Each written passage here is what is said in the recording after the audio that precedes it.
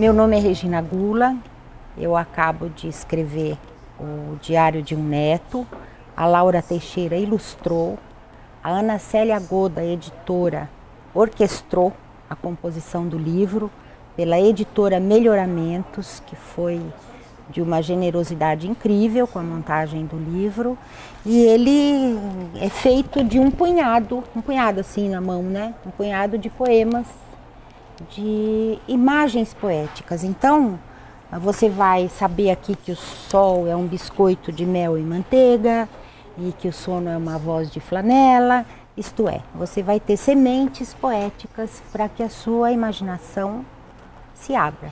Eu posso afirmar que essa é uma linguagem de imagem poética. Então, imagem poética não é o outdoor, não é uma imagem como as outras. É a fundição de elementos que estão bem distantes, como sono, que é da ordem da neurologia, com flanela.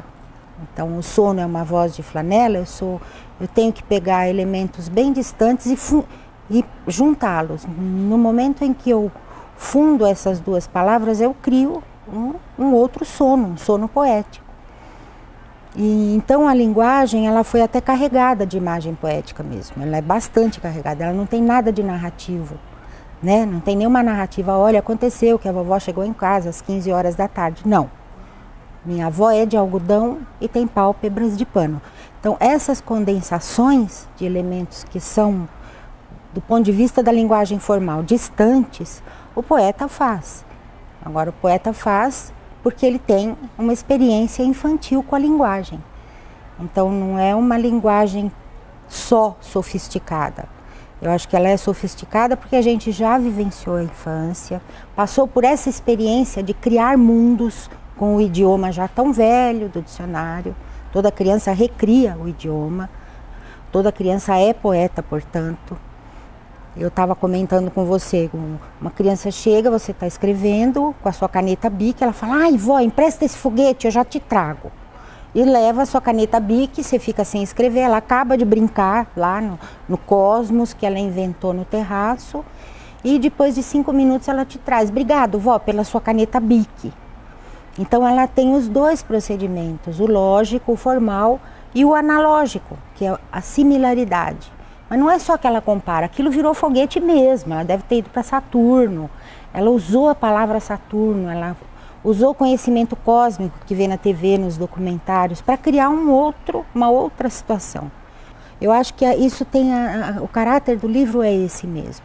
Não é um livro contemplativo, que você vai lá, olha a imagem que ela está representando, o que foi escrito. Não, ele é um livro para que você imagine enquanto o lê.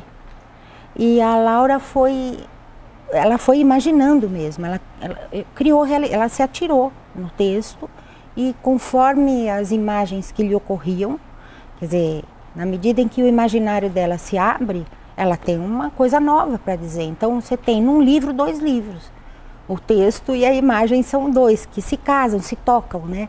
Eles se tangenciam, mas de maneira nenhuma ela precisou representar as coisas que foram ditas.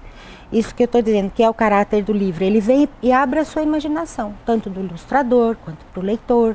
Então eu imagino que a criança a partir daí vai desenhar coisas de avó. Eu me ocupo muito dos professores. Então converso muito com eles no Céu Jaçanã, alguns lugares que me chamam para conversar com as crianças também. Porque o professor, ele não tem uma formação nem liberdade para imaginar.